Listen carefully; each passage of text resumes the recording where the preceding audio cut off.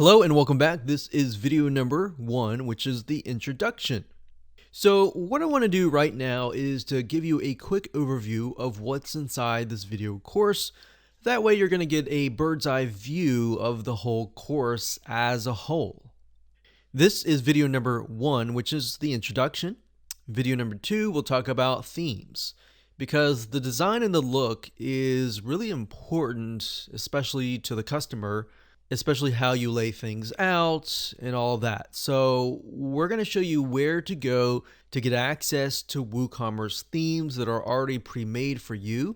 That way you don't have to create it from scratch or hire anyone to create it from scratch, and you can simply purchase it, download it, upload it, and you're good to go. Video number 3, we'll talk about the general settings within WooCommerce, and then exactly how to tweak them, how to customize them, and all of that. Video number 4, we'll talk about the product settings overview, which are the products, how to create a product, how to edit a product, how to customize a product. Once you've created your products, you want to make sure that you organize them, because you never know if you will add more in the future, and especially if you start creating 10, 20, 30 or more, it can become very disorganized. So you want to make sure that you create an organized system. So we'll teach you how to organize things and how to utilize the options built into WooCommerce to organize your products, so that it makes it easier not only for you to find, for also your customer to find as well. Video number 6, we'll talk about the product attributes. Product attributes are basically like if you were to buy a skateboard and you want it in green, blue, purple, different colors, maybe different shapes, different wheels. That is what we call product attributes. And of course, in video number 7, we'll talk about expansion. What we mean by that is, how do you go beyond the core foundation? Let's say, for example, that you want to run subscriptions, or you want to expand on that. You want to do marketing. You want to install different aspects beyond just the basics. So how do you go about doing that? Video number 8, we'll talk about how to automate tedious WooCommerce tasks.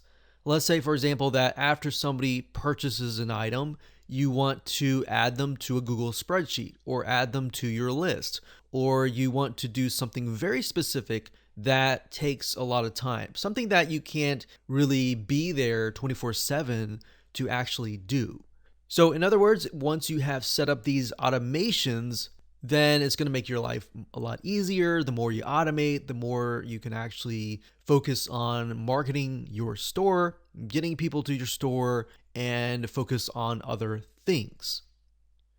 Okay, so what I want to talk about right now is what you need before you can get started. So before we even dive into the video course, you are going to need these things. So obviously you're going to need a website with WordPress already installed. Now, in terms of where, you need to figure out if you want your store located on a subdomain, such as store.yourdomain.com, or maybe you want it to be located within a subfolder, such as yourdomain.com/store, or within the main site. So those are things that you need to figure out before you watch this video course. Now, obviously, you can watch the video course and then go back and implement that as well. But the main thought process is, where do you want to install? So most people just install WooCommerce wherever their WordPress site is located. So if that's the case, you don't really need to worry about that. I just wanted to mention that as an option, because that way you can segment your main site and your store if you choose to do so. But otherwise, if you don't really care, you can install it wherever your WordPress is installed. Now, there's a lot of courses, there's a lot of videos out there on the basics of WordPress. You can find a lot on YouTube or other platforms as well. And sometimes you can find them for free on the basics of installing WordPress. And sometimes you can get your web hosting company to do that for you as well. Once you have figured that out, the next step is why. So why are you creating your store? You need to understand the purpose and the goal behind your site. Is it to make a certain amount of money? Is it to, obviously, everyone wants to make money, but is it to impact a certain amount of people? Or is it to sell, let's say you have a warehouse and you have 100 skateboards or 100 of something, and you want to get rid of that.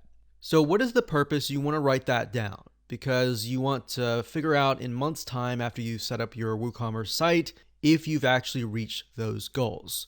So this is kind of a little bit of goal setting, but you really need to figure that out before you actually start your site. Because as you start your store, you can begin to implement things that will actually help build upon that and help you reach that goal, if that makes sense. And of course, the what. What covers an idea or mind map of how you want your site to look like and, of course, to work together. So basically, you want to connect the dots, figure out what your site needs to do.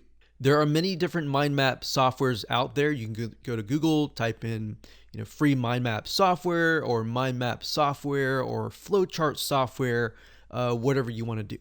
We like lucidchart.com. That's another good option. It does cost a little bit of money, but it's a really good tool to organize your thoughts.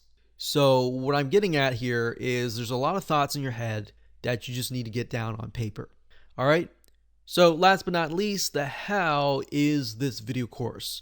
So now that you have a good idea of what you need before you can actually implement WooCommerce, let's jump in and talk about WooCommerce themes.